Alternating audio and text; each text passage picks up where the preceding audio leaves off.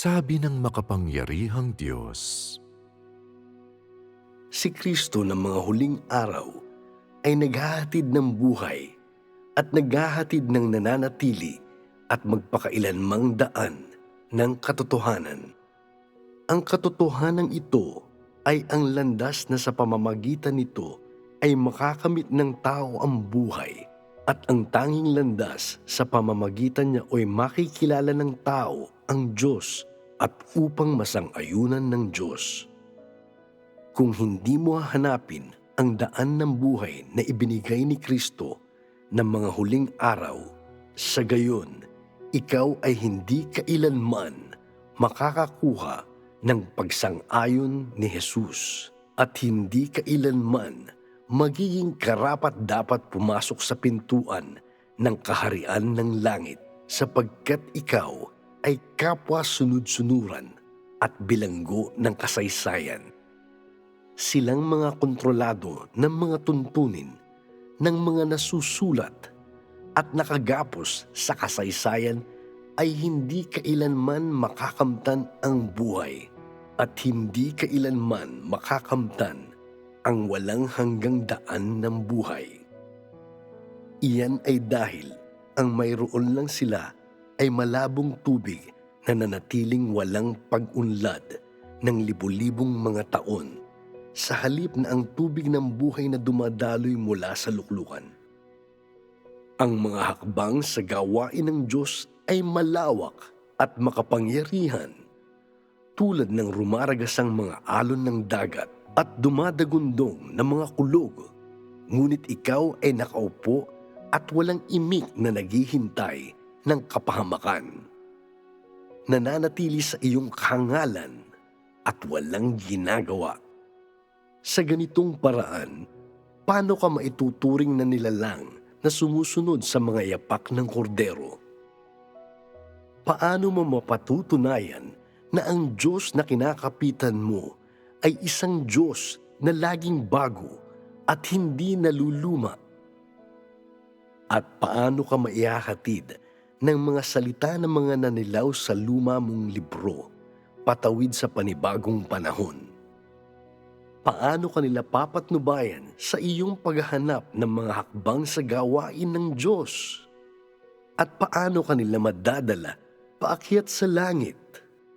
Ang hawak mo sa iyong mga kamay ay ang mga nasusulat na magbibigay ng panandaliang ginhawa lang, hindi ang mga katotohanan na kayang magbigay ng buhay.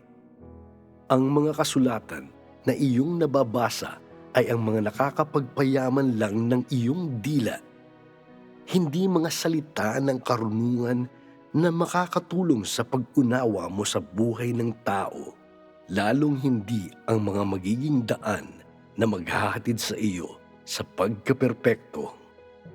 Ang pagkakaiba bang ito ay hindi nagdudulot sa iyo ng pagbubulay-bulay? Hindi ba nito maipaunawa sa iyo ang mga hiwaga na sumasaloob dito? Ikaw ba ay may kakayahan na dalhin ang iyong sarili sa langit upang makipagkita sa Diyos nang ikaw lang? Kung hindi dumating ang Diyos, kaya mo bang dalhin ang sarili mo sa langit upang magalak sa kapamilyang kasiyahang kasama ang Diyos? Nananaginip ka pa rin ba ngayon?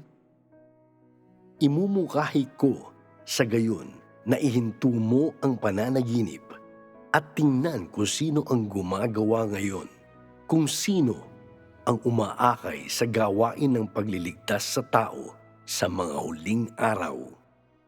Kung hindi, hindi mo makakamtan ang katotohanan kailanman at hindi kailanman makakamtan ang buhay. Amen. Amen. Amen. Naaalala ko ang pananalig ko dati. Dahil sa salitang yon ng makapangyarihang Diyos. Dahil kumapit ako sa mga relihiyosong pagkaunawa at sa Biblia, muntik ko ng pagsirha ng pagliligtas ng Diyos sa mga huling araw. Gumamit siya ng mga kamanghamanghang paraan para marinig ko ang tinig niya at masalubong ang pagbabalik ng Panginoon. Salamat sa Diyos. Ibabahagi ko ang karanasan ko. Sige. Isang araw, 2 taon na ang nakakaraan. maaga akong nagising. At binuklat ko ang Biblia. Nabasa ko yung tungkol sa pagsaway ng Panginoong Hesus sa mga Fariseo. Pumasok si Jesus sa templo at tinaboy lahat ng nagtitinda at bumibili. Ginulo niya ang mesa ng mga nagpapalit ng salapi at upuan ng mga nagtitinda ng kalapati at sinabi niya, "Nasusulat ang aking bahay ay tatawaging bahay panalanginan. Ngunit ginagawa niyong yungib ng tulisan." Medyo malungkot ako nung panahong yon. Parang walang kaibahan yung kasalukuyang lagay ng iglesia sa lagay ng templo nung katapusan ng kapanahunan ng kautusan. Oo nga. Yung mga pastor at elder sa iglesia laging sinasabing dapat magmahala ng mga mananampalataya. Pero sila mismo laging nasasangkot sa inggitan at pagtatalo tungkol sa mga handog. Nagpapasuhol pa nga sila kapalit ng panalangin. At kung minsan yung magiging haba ng panalangin nila, binabase sa laki ng nakuha nila. Tama. Karamihan sa mga miyembro ng iglesia mahina at pakunti ng pakunti ang dumadalo sa mga pulong. Hindi kasi mula sa puso ang sermon ng mga pastor at elder. At di nila alam pastulin ang kawan ng Panginoon. Pero di sila nagsasawang mga siwa ng kasal ng mga mananampalataya. Ganyan din yung pastor sa dati kong iglesia. Mismo. Dapat, lugar ng pagpupuri ang isang simbahan. Pero ngayon naging lugar na yon ang pinagdadausan ng kasal. Naisip ko tuloy, naligaw ng landas sa mga pastor. Parang wala nang kaugnayan sa relihiyon ng iglesia. Parang yung dulo ng kapanahunan ng kautusan, naging lungga ng mga magnanakaw ang templo. Magpapakita ba ang Panginoon sa ganitong uri ng iglesia pagbalik niya? Hindi. Biglang tumunog yung alarm ng cellphone ko habang iniisip ko to. At nang i-off ko yon, napansin ko yung video recommendation sa YouTube na nagmula sa ang iglesia ng makapangyarihang Diyos. Talagang nalito ko ng dahil doon. Hindi naman ako kailanman nag-subscribe sa channel ng iglesyang yun eh. Kaya ba't ako nagka-notification? Tapos naalala kong isang buwan bago yon, isinama ako ng isang kaibigan na makinig ng sermon doon. At yung narinig ko ron talagang bago at talaga namang nakakapaliwanag. Talagang may nakamit ako ron. Gusto kong ituloy ang pagsusuri ron. Pero nagpatotoo sila na ang Panginoong Hesus daw ay nagbalik na at gumagawa ng gawain ng paghatol sa mga huling araw. At nagpapahayag ng katotohanan, puno ng salita ng makapangyarihang Diyos yung librong ang salita ay nagpapakita sa katawang tao. Sinabi nila na sa mga pagpupulong, binabasa nila ang salita ng makapangyarihang Diyos. Hindi ko talaga yun maintindihan. Laging sinasabi sa amin ng mga pastor at elder na nasa Biblia ang lahat ng salita at gawa ng Diyos. At ang lahat ng yon ay hindi umiiral sa labas nun. Paano sila nakakapagpatotoong bumigkas ng bagong salita ang Panginoon? Binase ng mga mananampalataya ang pananalig nila sa Biblia. Kaya ang paniniwala sa Panginoon, paniniwala sa Biblia. Paano magiging paniniwala sa Panginoon ang ano paman? Pag niyayaya ako ng kaibigan kong makinig ng sermon sa iglesyang yon, tumatanggi ako. Kaya nung nakita ko sa phone ko yung link mula sa ang iglesia ng makapangyarihang Diyos, hindi ko na yun tinignan pa. Pero nagulat ako, nung mga sumunod na araw, lagi akong nakakakuha ng mga rekomendasyon sa YouTube para sa mga pelikula at himno sa channel ng iglesyang yon. Naisip ko, di pa ako nagsusubscribe sa kanila, pero lagi na akong may notification. Hindi kaya ginagabayan ako ng Panginoon? Kalooban niya kayang tignan ko ang channel ng iglesia ng makapangyarihang Diyos? Sa naisip kong yon, nagdasal ako sa Panginoon. Sabi ko, "O Panginoon, bakit laging lumilitaw sa cellphone ko ang mga video ng channel na to? Ipinapatotoo nila na nagbalik ka na. Totoo ba talaga yon? Dapat ko ba tong panoorin? Panginoon, gabayan mo ko." Matapos akong magdasal, naisip ko ang mga salitang ito ng Panginoong Hesus. Mapalad ang mabababang loob, sapagkat kanila ang kaharian ng langit. Amen. Talagang ang mahalaga ang pagdating ng Panginoon. Kaya naisip ko, pag narinig ko yon, dapat maghanap ako ng may kababaang loob at siyasatin yon at maingat yung pag-isipan. Tama. Para makita kung ang makapangyarihang Diyos ang nagbalik na Panginoong Hesus. Kung hindi ko yon hinanap o siniyasat at talagang ang nagbalik na ang Panginoon, di ba mapapalagpas ko ang pagkakataong salubungin siya? Oo nga. Oo nga. Sa pag-iisip nun, nagdesisyon akong panoorin ng ilan sa video ng iglesia. Salamat sa Diyos. Nung tignan ko ang website ng iglesyang yon, Nakita ko na sari-sari pala ang mga laman nun. May mga pelikula, mga video ng himno, choral specials, at mga artikulo ng patotoo. Yung isa sa mga video ng himno na, "Mahal ko, pakihintay ako." Gustong-gusto ko yung kantang yon. Meron yung lyrics na talagang nakaaantig sa akin. Naisip ko yung mga panahong nasa malungkot na iglesia ako. Nung naghahanap ako ng isang iglesyang may gawain ng banal na espiritu. Habang mas tinitingnan ko ang mga laman ng website, mas marami akong nakamit mula ron. Gusto kong maintindihan at suriin ang iglesia. Kaya naghanap pa ako ng mas maraming mapapanood na pelikula sa website nila. Isang araw may pinanood akong isang gospel movie na tungkol sa relasyon sa pagitan ng Diyos at ng Biblia. Meron ako roong hindi malilimutang sipi ng mga salita ng Diyos. Mula nung panahong may Biblia, ang paniniwala sa Biblia ang pananalig sa Panginoon. Sa halip na sabihing nananalig sa Panginoon ng tao, mas mabuting sabihing naniniwala sila sa Biblia. Sa halip na sabihing nagsimula na silang magbasa ng Biblia, mas mabuting sabihing nagsimula na silang maniwala ron.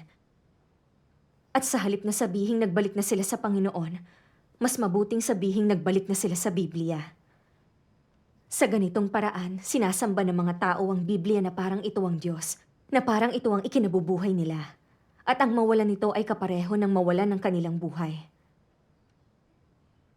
Tinuturing ng tao ang Biblia na kasing taas ng Diyos, at may mga taong tinuturing itong mas mataas kesa sa Diyos.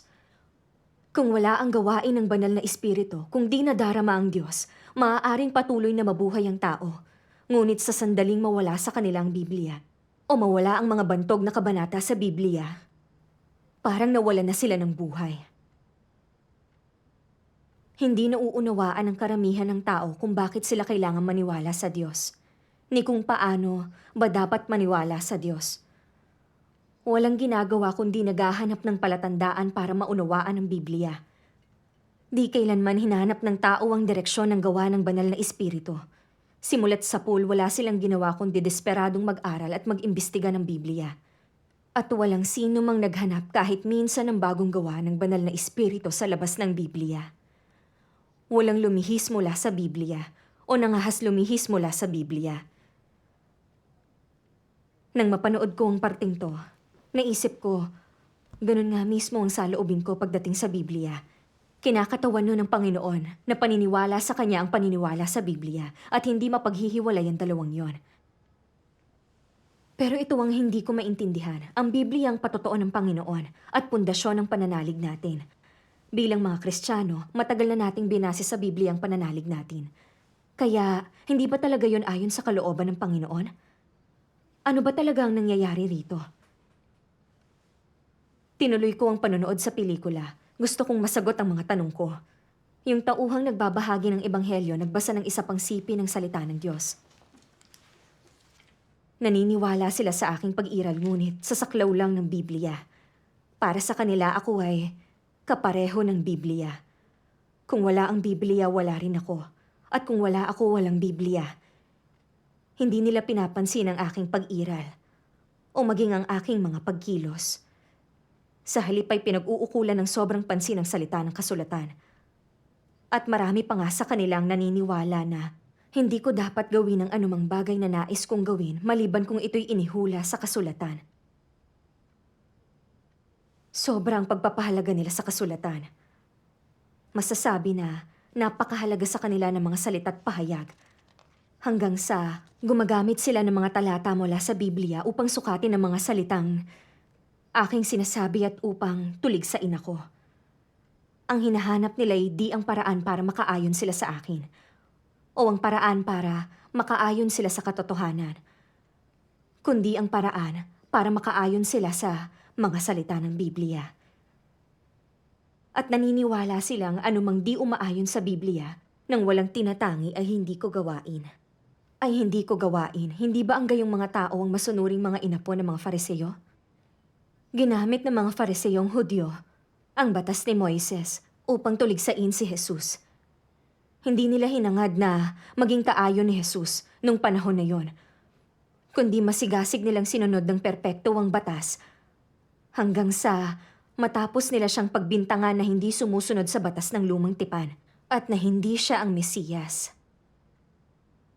Sa huli, ipinako nila ang walang salang si Jesus sa krus. Ano ang kanilang diwa? Hindi kaya na hindi nila hinanap ang paraan para makaayon sa katotohanan? Nahumaling sila sa bawat isang salita ng kasulatan, habang di nila pinapansin ang kalooban ko't ang mga hakbang at pamamaraan ng aking gawain. Di sila mga naghangad sa katotohanan, kundi mahigpit na sumunod sa mga salita. Di sila mga taong nanalig sa Diyos, kundi mga naniwala sa Biblia. Ang totoo niyan, mga tagapagbantay sila ng Biblia. Matapos niyang basahin ang mga salitang ito mula sa makapangyarihang Diyos, tinuloy nila ang pagbabahagi.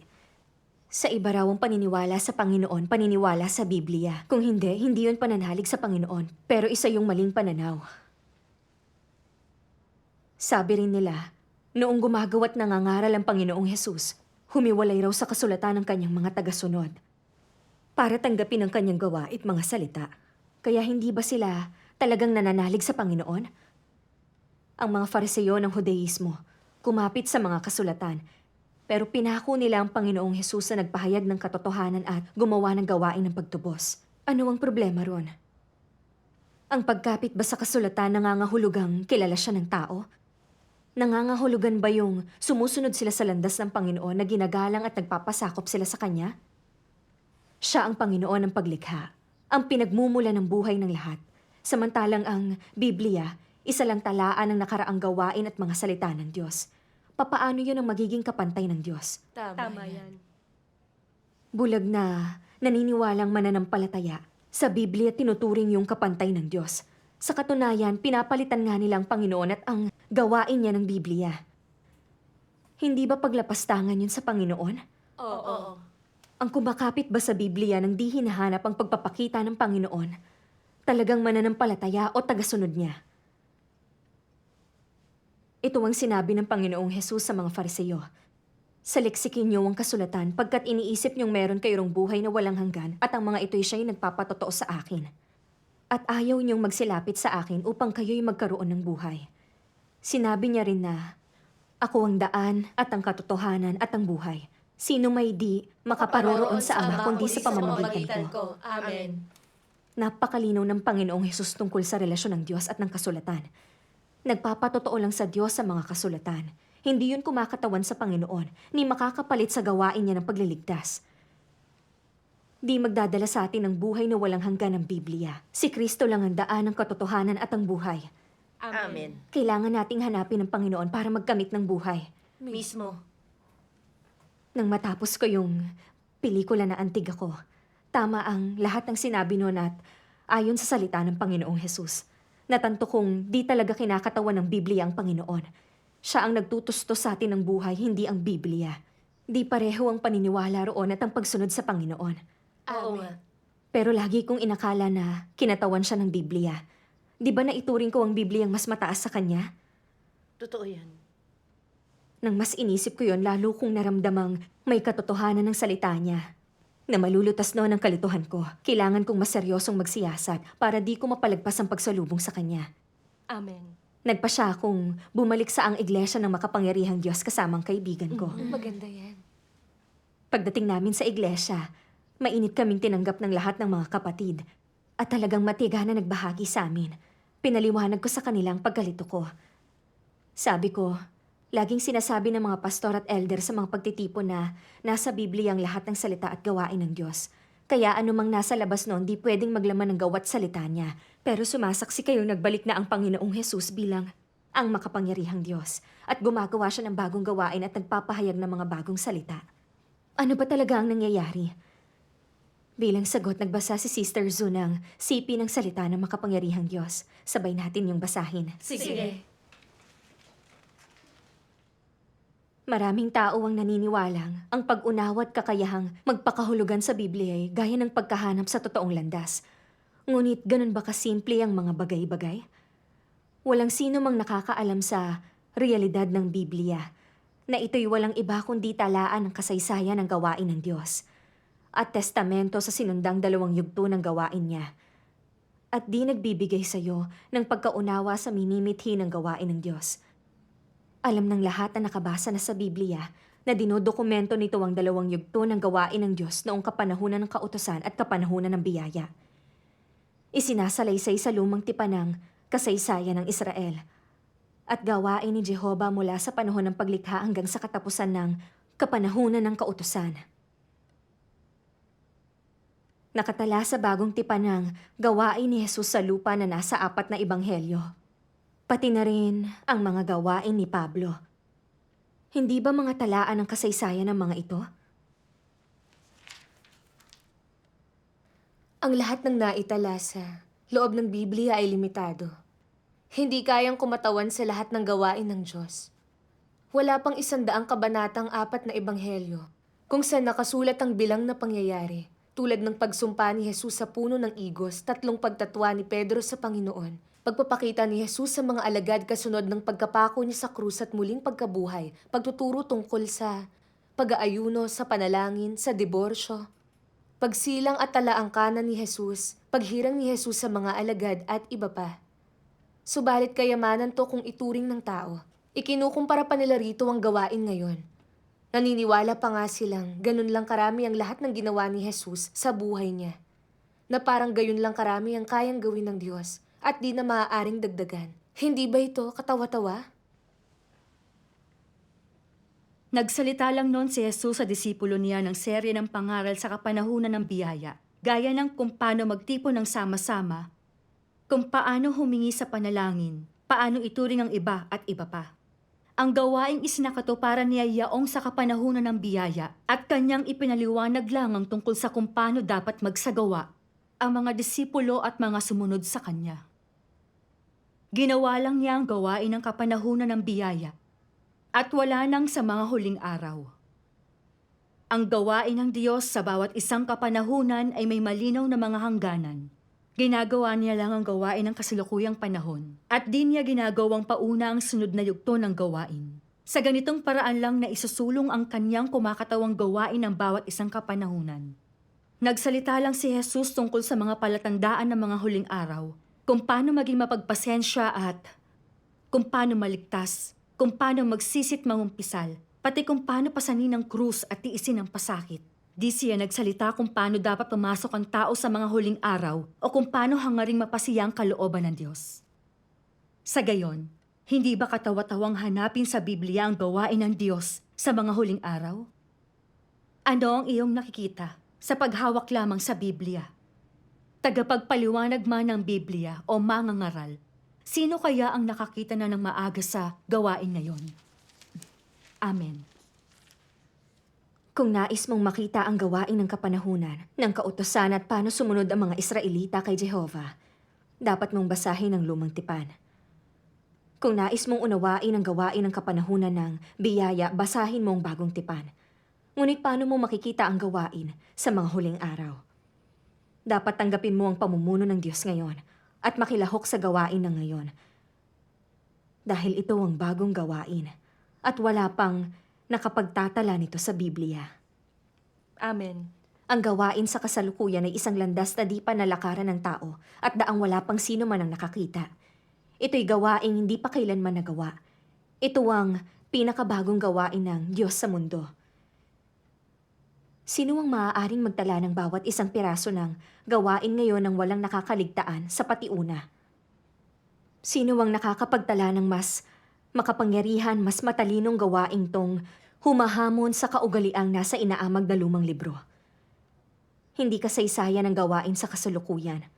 Kung nais mong lumakad sa bagong landas ngayon, kung gayon kailangan mong lumayo sa Biblia, dapat mong higitan ng mga libro ng propesiya o kasaysayang nasa Biblia.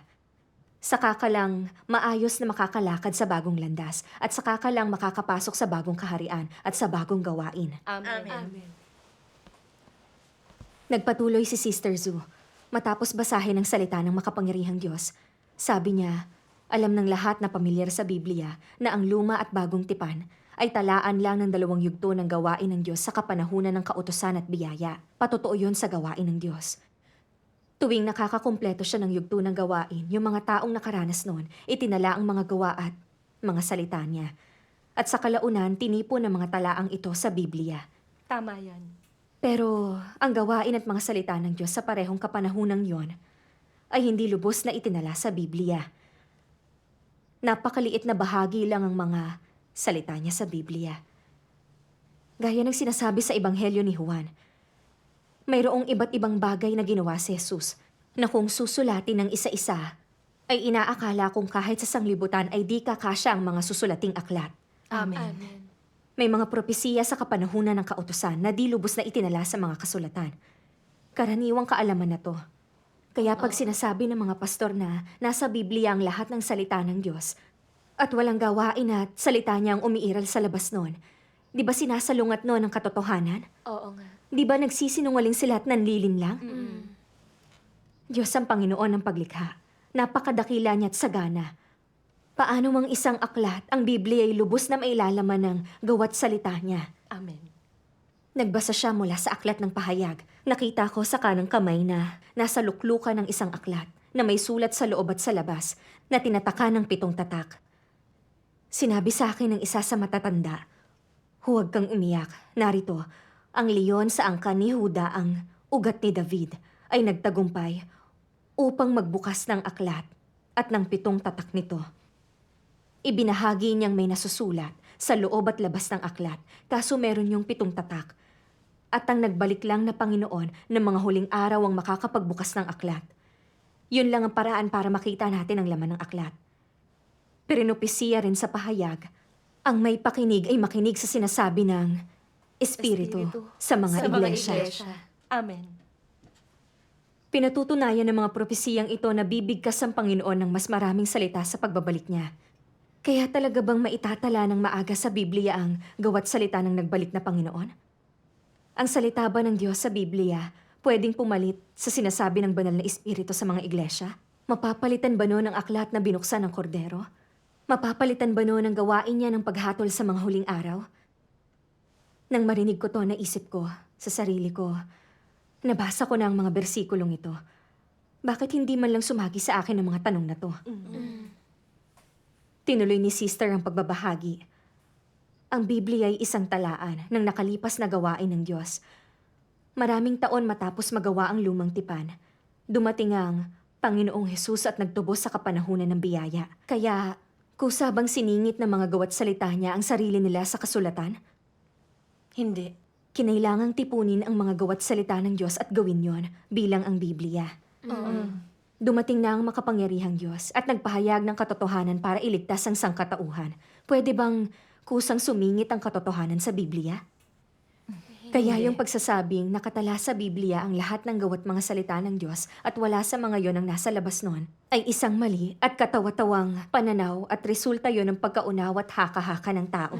Ganun nga. Talagang naliwanagan ako sa pagbabahagi ni Sister Zu. Ramdam kong naaayon sa katotohanan ng binahagi niya. Talaan lang ang Biblia ng 2 yugto ng gawain ng Diyos, kapanahunan ng kautusan at biyaya. Patotoo yon sa gawain niya. Pero di yun pwedeng kumatawan sa Panginoon o sa gawat salita niya sa mga huling araw. Ang gawat salita ng Panginoong Hesus hindi ganap na itinala sa Biblia. Kaya, paano maitatala sa Biblia ng mas maagang mga gawa at salita ng Diyos sa mga huling araw? Totoo yan. Sinunod ko ang sinabi ng mga pastor.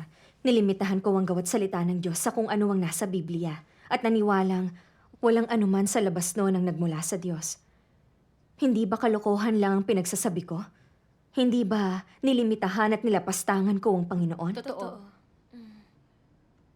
Napuno ako noon ng pagsisisi. Ba't di ko agad nabasa ang salita ng makapangyarihang Diyos? Di talaga ako dapat sumunod sa mga pastor. Nilimitahan ang gawa ng Diyos base sa haka-haka. Oo nga. Mapaminsala ang ganitong mga pananaw. Ganun nga. Ganun nga. May isa pang puntong sinabi si Sister Zu. Ba't ang paninindigan lang sa Biblia ng di tinatanggap ang gawat salita ng Diyos ay nangangahulugang di magkakamit ang tao ng buhay na walang hanggan? Sabi niya, talaan lang ang Biblia ng 2 yugto ng gawain ng Diyos. Hindi yun makakapalit sa gawain ng paghatol ng Diyos sa mga huling araw. Oo nga. Sa kapanahunan ng kautusan, pangunahing gawain ng Diyos ang ihayag ang batas at kautusan para gabayan ang tao sa lupa. Sa kapanahunan ng biyaya, gawain ng pagtubos lang ang ginawa ng Panginoong Hesus. Pinako siya sa krus para tubusin ang sangkatauhan mula sa saklaw ni Satanas. Tubusin tayo sa kasalanan natin at gawin tayong angkop na magdasal sa Diyos para matamasa natin ang lahat ng biyaya niya. Pero di nalutas ang makasalanan nating kalikasan at ugat ng kasalanan natin. Kaya patuloy pa rin tayong nagkakasala at lumalaban sa Diyos. Oo nga. At di tayo dapat pumasok sa kaharian niya. Kaya hinula ng Panginoong Hesus na babalik siya at magpapahayag ng katotohanan sa mga huling araw para hatulan at iligtas ang tao. Amen. Sinasabi sa Ebanghelyo ni Juan, mayroon pa akong maraming bagay na sa inyo'y sasabihin, ngunit ngayon di nyo matitiis. Kung espiritu ng katotohanay dumating, papatnubayan niya kayo sa buong katotohanan. Amen. Sinasabi rin doon, ang nagtatakwil sa akin at di tumatanggap sa aking salita ay hahatulan. Ang salitang aking sinalita ay siyang hahatol sa kanya sa huling araw. Ang pagdating ng makapangyarihang Diyos para maghayag ng katotohanan at gawin ang gawain ng paghatol ang tumutupad sa hula ng Panginoong Hesus. Maraming salita ang ipinahayag ng makapangyarihang Diyos at tinatalakay ng mga iyon ang lahat. Hinayag ang mga hiwaga ng Biblia may hula sa hinaharap ng kaharian. Yung iba tungkol sa destinasyon ng sangkatauhan at yung iba sumuri sa pagsalungat ng sangkatauhan sa Diyos. Malinaw ding ibinunyag ng Diyos ang mga katotohanang kailangan ng mga tao upang magkamit ng ganap na kaligtasan. Oo. Kasama roon ang kwento ng 3 yugto ng gawain ng Diyos para iligtas ang tao. Hiwaga ng gawain niya ng paghatol at hiwaga ng pagkakatawang tao niya. Nilalantad niya kung paano tinitiwali ni Satanas ang tao. Paano gumagawa ang Diyos para iligtas ang tao.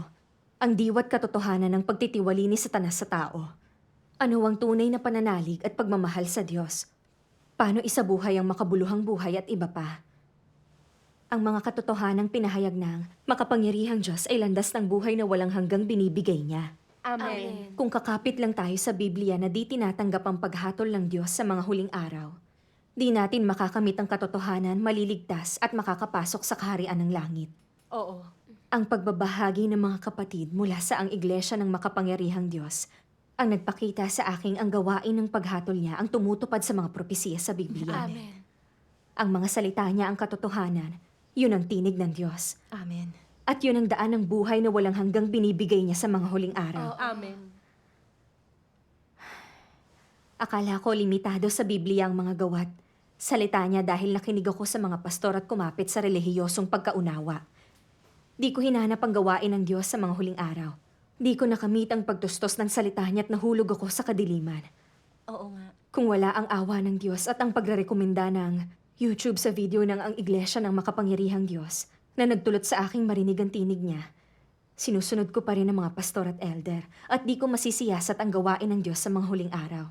Kung ganoon, 100 taon ko mang basahin ng Biblia, di ko siya masasalubong sa pagbabalik niya. Mismo.